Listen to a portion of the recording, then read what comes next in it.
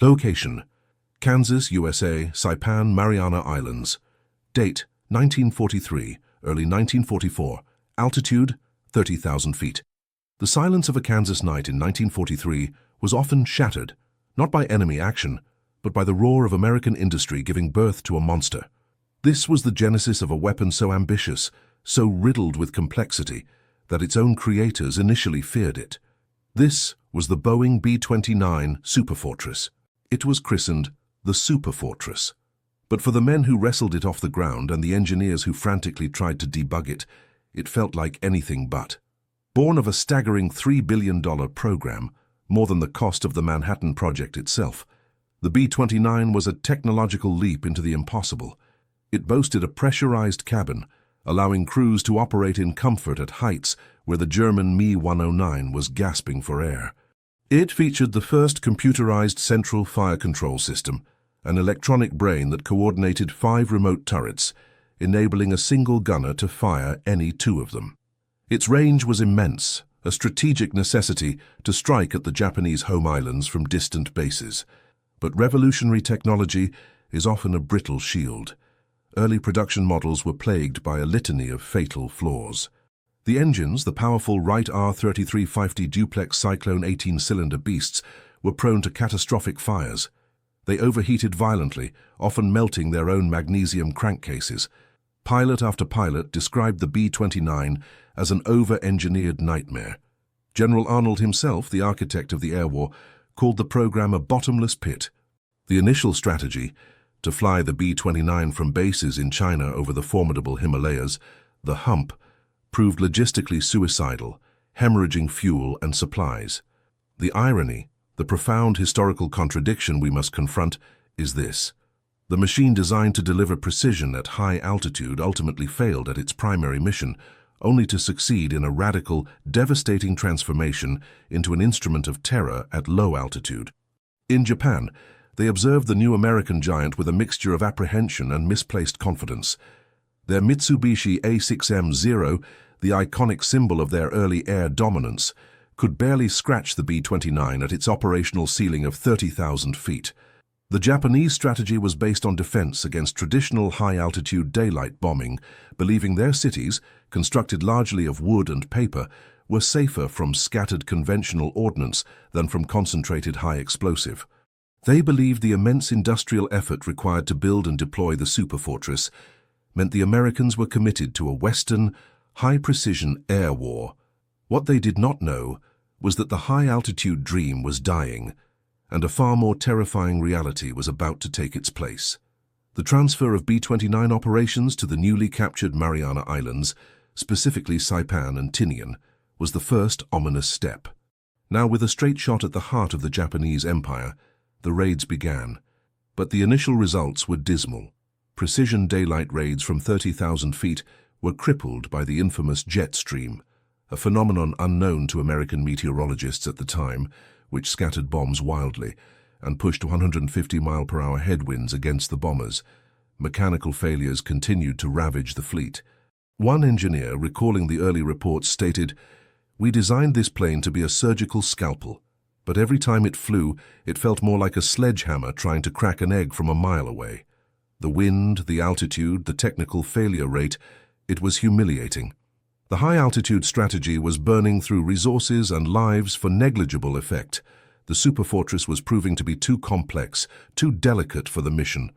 The initial laughter of the Japanese high command at the scattered craters outside their factories was about to turn to ice.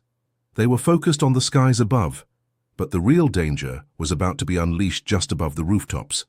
If you're captivated by the untold stories of technological innovation and strategic pivots that defined the Second World War, make sure to hit that subscribe button and the notification bell. We're diving deep into the machines and the men who shaped history. Location: Guam, Mariana Islands. Date: January, March 1945. Weather: volatile high winds but approaching fire season. The man tasked with solving the B-29's failure was a figure of legendary, almost brutal efficiency, Major General Curtis LeMay. Arriving in the Marianas in January 1945 to take command of the 91 Bomber Command, LeMay quickly assessed the situation. The superfortress was beautiful, But it was useless when crippled by ice at altitude, buffeted by gales and forced to carry a payload of high-explosive bombs ill-suited for the flimsy Japanese urban environment. LeMay was a realist, driven by the cold calculus of ending the war as quickly as possible. He knew that the only way to deliver the kind of devastation required was a complete and utter break with doctrine. High-altitude precision bombing was the dream. Low-altitude area saturation was the pragmatic necessity. His radical proposal: strip the B-29s of their defensive armor and heavy machine guns, fly them individually at altitudes as low as 5,000 to 9,000 feet, and equip them almost entirely with M69 incendiary clusters. This was military heresy. Removing the guns and armor transformed the $600,000 superfortress from a fortified bomber into a giant, vulnerable fuel tank. Flying at 5,000 feet placed the crews directly in the crosshairs of every Japanese anti-aircraft gun and night fighter. The risk was enormous, but the objective was singular: burn Japan's industrial base to the ground. The crew's reaction was one of profound shock and fear. Sergeant Ken Walsh, a radar operator, later recounted, "When LeMay gave the order, you could feel the morale snap. We'd been told the B-29 was our sanctuary at 30,000 feet. Now he was sending us down to eye level with the flak batteries. It wasn't courage he was asking for. It was a form of acceptance of death." LeMay's strategy was based on a ruthless, tactical understanding of the enemy's weakness, the decentralized cottage industry nature of Japanese wartime production. Much of Japan's war machine, optical sights, radio components, small arms parts, was not produced in massive, reinforced factories, but in tiny workshops integrated into residential areas. To destroy the war machine, LeMay concluded, you had to destroy the cities. The M69 incendiary was the perfect tool for this grim task. It was a cluster of 38 bombs, each filled with a jelly-like substance similar to napalm. The clusters were designed to open at altitude, scattering individual bombs which, on impact, would shoot out a jet of fire. Crucially, the M69 was designed to penetrate the light material roofs of Japanese houses, igniting the tinder-dry wooden structures from the inside. The decision was sealed not by the generals, but by the relentless logistics of war. The B-29 fleet needed a victory, and the industrial might of the United States had delivered the perfect, horrifying fuel for the new strategy. American production was staggering. By 1944, the US was producing 6,000 incendiary clusters per day. The sheer volume of material meant that area bombing was not just an option, it was a scalable, devastating certainty. The engineers, despite their initial horror at the stripping of their complex creation, focused on the tactical modifications. The removal of over 3,000 pounds of armor and weaponry meant the B-29 could carry an additional 7,000 pounds of incendiaries. The technical nightmare was transformed into a heavy-lift arsonist. LeMay's doctrine was one of radical necessity, perfectly encapsulated by his own stark philosophy: if we lose the war, we'll be tried as war criminals. We have to win, and to win we have to destroy them to the point where they can't fight anymore. The stage was set for the night of March 9, 1945, when the theory of fire warfare would become a terrifying reality. The Japanese, still scanning the cold, empty darkness at 30,000 feet, were oblivious to the low-flying, ghost-like superfortresses loaded with a firestorm. The hunters had descended from the ceiling, and the prey would soon realize their low-altitude visibility was a fatal flaw. Location: skies over Tokyo, Japan. Date: night of March 9–10, 1945. Altitude: 5,000 to 8,000 feet, March 9, 1945. The air on the island of Tinian was heavy, not just with the sharp metallic smell of aviation fuel, but with the palpable thick odor of fear and profound uncertainty. Over 300 B-29 superfortresses roared to life, their cavernous bellies crammed, not with high explosive, but with a horrifying new payload: thousands upon thousands of M69 incendiary clusters. This was the moment of truth for General LeMay's radical, high-stakes gamble, a complete abandonment of precision bombing doctrine for calculated low-level mass destruction. The mission was terrifyingly simple and brutally effective: saturate the densely packed, industrial residential districts of eastern Tokyo. As the B-29 armada sliced through the moonless Pacific night and approached the Japanese coast, the crews felt a strange, unnerving stillness, The skies were eerily empty. The expected curtain of heavy flak and desperate fighter interception was minimal, almost non-existent. The Japanese were caught completely and utterly off guard. Their sophisticated radar and defense networks were optimized for the high-altitude daytime strikes of 30,000 feet, a strategy that was, ironically, already a relic of the past. It was a tactical triumph of deception and speed, a stealthy entry at the altitude of greatest vulnerability. The first wave of B-29s, the Pathfinders, dropped brilliant parachute flares and a scattering of high-explosive bombs to mark the target area and momentarily suppress any nascent resistance, lighting up the sprawling metropolis below. Then the main force began its deadly, methodical descent. Flying at altitudes as low as 5,000 to 6,000 feet, the superfortresses were undeniably visible, ghost-like shapes in the flare-lit darkness. Yet they were also moving too fast for many of the older, manually aimed Japanese anti-aircraft guns to track effectively. The crews, now practically at eye level with the lower clouds, could look down and see the city sprawling beneath them with sickening clarity. The initial wave of M69 clusters was deployed with devastating precision. As the gelatinous petroleum-based fire ignited the tinder-dry wooden and paper structures, the flames began to spread with an unnatural, terrifying speed, consuming block after block. Herein lay the fatal flaw of Japanese city planning. Generations of focus on dense population and ease of building had inadvertently created the perfect fuel package for a man-made, natural disaster. The density was extreme, with a population density far exceeding even the most congested European capitals. When 2, 4, then 6 square miles of city were simultaneously set alight, the terrifying physics of the disaster took over. The heat generated was astronomical, reaching temperatures estimated to be over 1,800 degrees Fahrenheit, that it created its own devastating cyclonic weather system. A massive superheated column of air rose thousands of feet into the sky, creating a colossal thermal vacuum that began sucking in cold air from the surrounding areas at gale-force speeds. This inward draft, the relentless fire wind, created hurricane-force ground winds, estimated to reach 60 to 80 miles per hour, literally tearing homes and factories apart and feeding the flames. This transformed the thousands of individual fires into a single, cohesive, living inferno, a true unimaginable firestorm. A Japanese factory worker, trapped in the densely populated district of Fukagawa, later gave a haunting account of the experience. The sky was not black. It was a terrifying, pulsing red, like the core of a furnace. The wind was not wind. It was a physical roar that pushed you down hot and dry. We tried desperately to run to the Sumida River, but the oxygen was gone before the flames reached us. People were collapsing and dying, not just from the fire's heat, but from suffocation. It was a hell without air, where simply breathing became a fatal effort. The B-29 crews, miles above their lethal creation, flew straight through the inferno's terrifying atmospheric effects. The heat updraft was so powerful it physically tossed the giant 10-ton aircraft like toys in a turbulent storm. Navigator John Alt recalled the impossible, horrific scent of burning flesh, wood, and metal, rising thousands of feet through the open bomb bay doors. It was the most sickening smell I have ever known. We were flying on a pillar of fire that went up 10,000 feet into the night sky. When we looked down, Tokyo was no longer a city of streets and buildings. It was a boiling, churning lake of molten light. There was no way to conceive of the destruction below.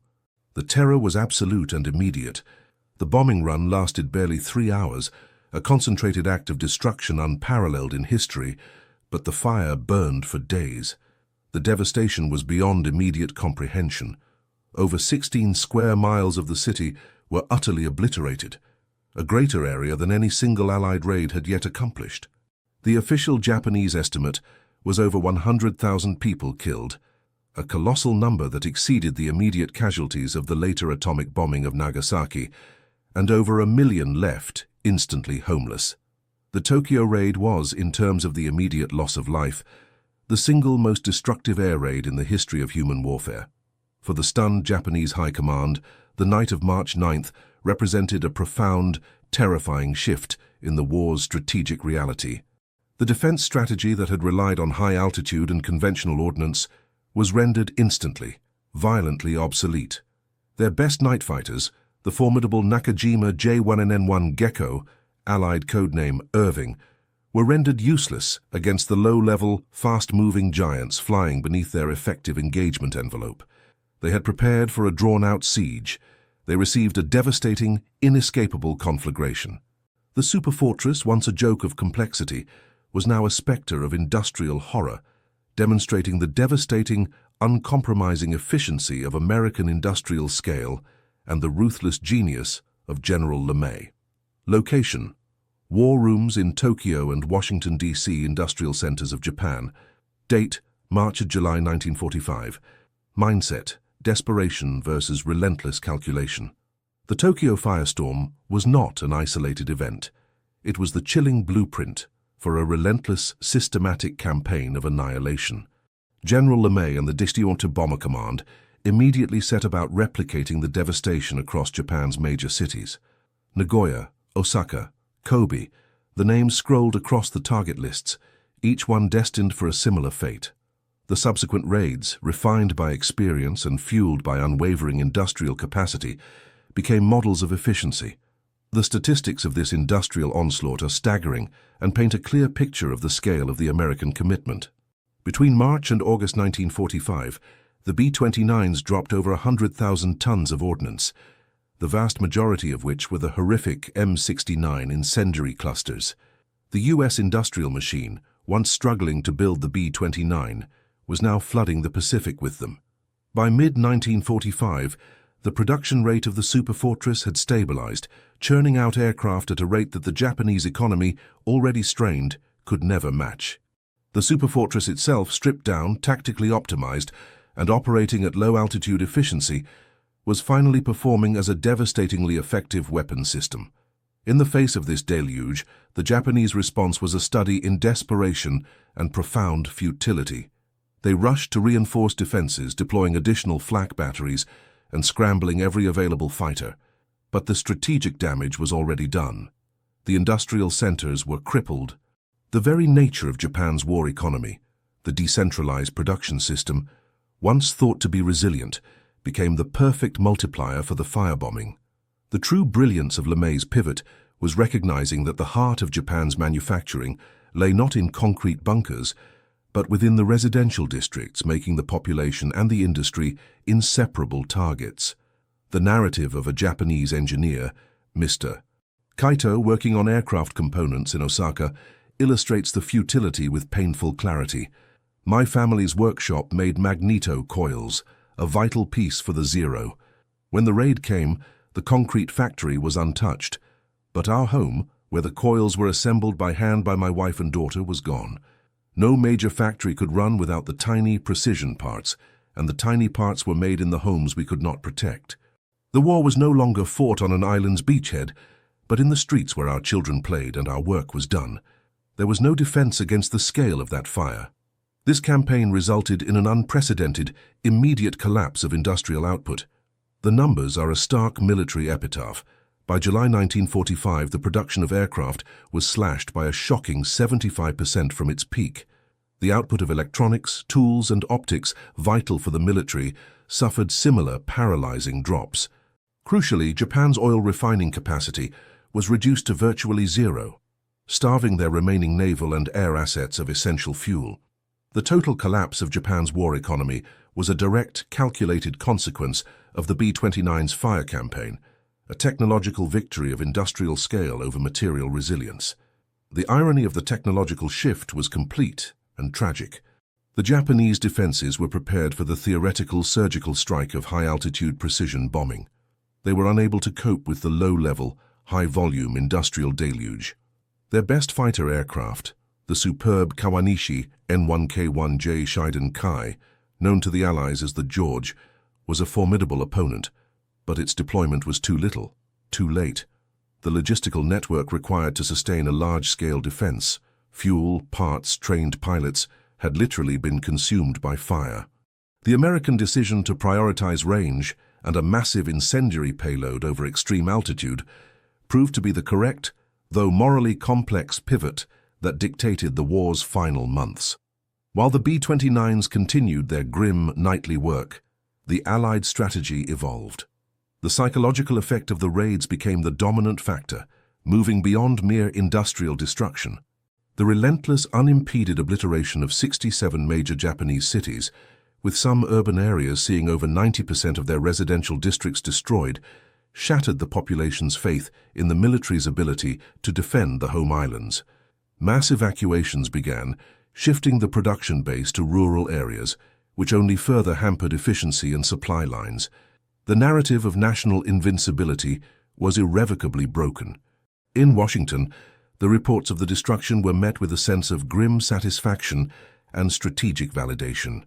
The war planners believed that the firebombing campaign was accomplishing exactly what it was designed to do: force a surrender through the total destruction of the nation's capacity and will to fight, thus potentially saving the millions of casualties, both Allied and Japanese, anticipated from a full-scale invasion, codenamed Operation Downfall. What was once a technological failure, the unreliable high-flying B-29, was now viewed as the ultimate strategic leverage, a destructive force so overwhelming that it ruthlessly redefined the end game of the Pacific War. They had traded the cost of invasion for the cost of conflagration. Location: Hiroshima, history books. Date: August 1945 and beyond. Legacy: strategic and moral reckoning. The firebombing campaign, a series of acts of overwhelming industrial-scale destruction, reached its technical and strategic zenith in the summer of 1945. It had achieved the industrial strangulation of Imperial Japan, leaving the nation defenseless and economically paralyzed. Yet its ultimate complex legacy is forever overshadowed by two final and infinitely more powerful raids executed by the same platform. The very aircraft that had become the master of area fire destruction, the B-29 Superfortress, was also the sole, unique delivery system for the atomic bombs. The two atomic missions over Hiroshima and Nagasaki were, in a chilling sense, the ultimate, most devastating refinement of the area bombing strategy. They were the singular, terrifying conclusion to the sustained, massive destruction wrought by the conventional incendiary raids, collapsing in a moment what the firestorms had taken 5 months to achieve. The B-29, the machine that began as an expensive, unreliable technical joke on the tarmac, had completed a breathtaking arc of transformation. It evolved from a flawed high-altitude precision platform to a low-altitude area arsonist, and finally to the instrument of apocalyptic, singular power, capable of wielding the force of the sun. This journey proved an indelible principle of total war: technological superiority, coupled with a strategic willingness to break established military rules, can yield absolute, unquestionable dominance, rewriting the very rules of conflict. The human cost, however, is the true, indelible legacy. The firebombing campaign, which collectively killed hundreds of thousands of civilians and left millions homeless, remains a subject of profound moral and historical debate. It showed the world the terrifying capabilities of modern industrial warfare, where the scale of human suffering is systematically calculated and accepted as an output statistic of military necessity. For the American airmen, the experience left a permanent, complex scar. They were celebrated as heroes who flew impossible missions under terrifying conditions, enduring the crushing emotional weight of their actions. They were the executors of unprecedented destruction. As Colonel Robert Gold, a B-29 pilot, reflected years later, "We did what we were told to do, and we knew the destruction was a strategic necessity to end the war without a bloodbath invasion. But you never forget the color of a city burning from 8,000 feet. You never forget the smell of that inferno coming up at you. We delivered the fire, and we fundamentally changed the definition of war forever. You can't unsee that." The technological details of the B-29, its pressurized cabin that allowed crews to fly high and long, the revolutionary General Electric remote fire control system that coordinated its defense, and its enormous strategic range, all stand as testament to a generation of engineering brilliance. But this brilliance was channeled into the most efficient, large-scale means of destruction yet devised. The B-29 proved that industrial scale and strategic ruthlessness could break a nation's military and economic backbone faster and more absolutely than any costly, long-term frontal assault. The collapse of Japan's island defenses was not a failure of their courage or their soldiers. It was a surrender to the overwhelming, inescapable, and technologically superior air superiority delivered by this relentless industrial behemoth. The superfortress remains a symbol of this paradox, a magnificent technological achievement that brought the Pacific War to a catastrophic yet rapid close. Its story is a stark reminder that in the crucible of conflict, strategic necessity often brutally trumps doctrine, and the most feared weapon is often the one that was initially despised and plagued by failures. The fire that engulfed Japan was ignited not just by the M69 incendiary bombs, but by the relentless, organized industrial power of a nation determined to end the war, whatever the cost, forever etching the consequences of total air war into the historical record. This story, like so many from World War II, is a complex tapestry of innovation, desperation, and human endurance. If you want to explore more deep dives into the strategic pivots and technological marvels of history, make sure to like this video and share your thoughts in the comments below. What other overlooked WTOI stories should we bring to life?